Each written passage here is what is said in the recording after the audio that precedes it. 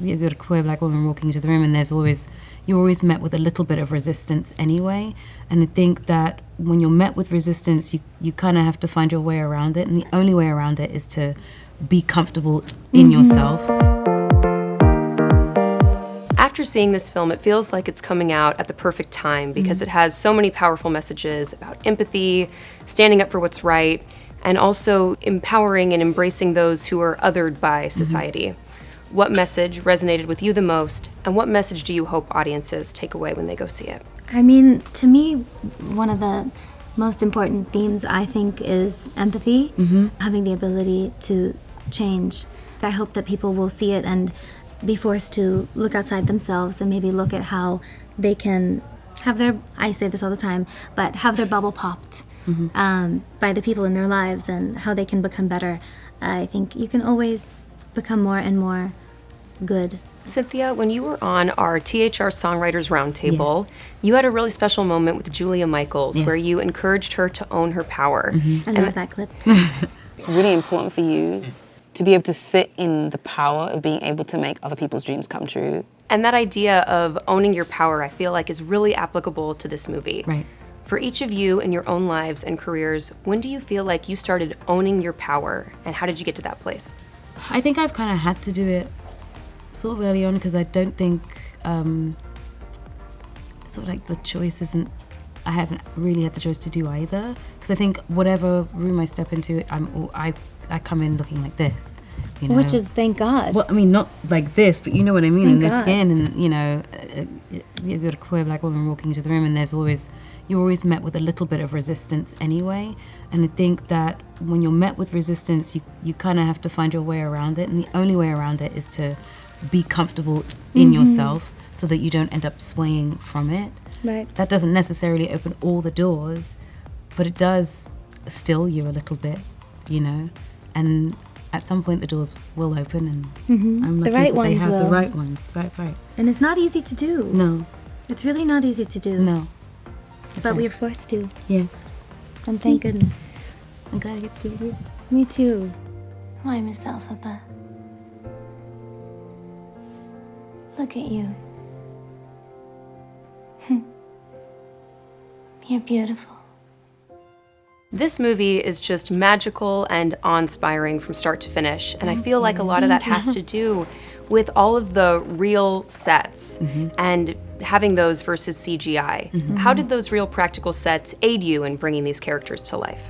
Well, I think the wonderful thing about having something that's practical is that you get to awaken all the senses. So you're seeing things, you're hearing things, but you can touch things. So we don't have to imagine anything there, because we can see it and feel it, and it's right there with us, and it becomes a character in the movie itself. It meant that we could really see how big the world was, so we could let that come through these characters, and we could imagine flying, and we can see the boats coming in the water, and I think that was sort of the wonderful thing. And also it allows for us to, in those intimate spaces, be in intimate spaces. Our dorm room is really the space that we hold together. I think that's what adds to the magic of the world, you know? Yeah, truly.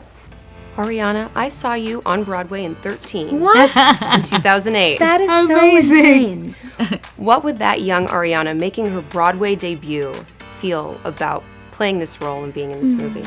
Oh my goodness. I mean, I've said this, but I feel like this whole experience has been such a homecoming for me, because again, I started in theater. We started on stage, and you know, to have gone so many different routes along the way, and to kind of find my way back here, I think has been really healing for my soul. And I'm just very grateful to be here with this material that I love so much, and with this human being that I love so much to my left. And it's just been extraordinary, and I think she would be having an out-of-body. I'm 31 and I'm having an out-of-body experience, so the whole thing is just too much. For me now, for me then, for us now, for us then. It's, I'd be deeply grateful. Watching the movie, it seems like being in this musical theater world comes so naturally for you. Oh, thank you. For both of you, after being in this movie, would either of you want to return to Broadway, the Broadway stage, and if so, what would be a dream role for you to take on next? I think I'm ready to try something new. I think I'm ready to try something that hasn't been written yet, something original. I've done a lot of material that exists, revivals, and I think now is probably the time where we can find something that I can originate. Yeah. That's thrilling. Yeah.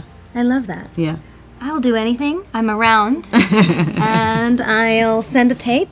I'm kidding. I know, I'm kidding. I would love to be on stage again. I would love to be on stage with this one again. I would love to be... we could do Anita together. That would be fun.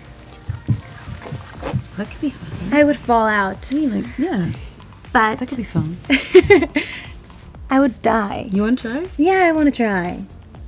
I want to try. Oh, we could. Do you want to try? We should. We'll try. Come with me. What? To meet the wizard. I couldn't possibly. This is your moment. I'm coming. Wicked flies into theaters November 22nd. For The Hollywood Reporter News, I'm Tiffany Taylor. The great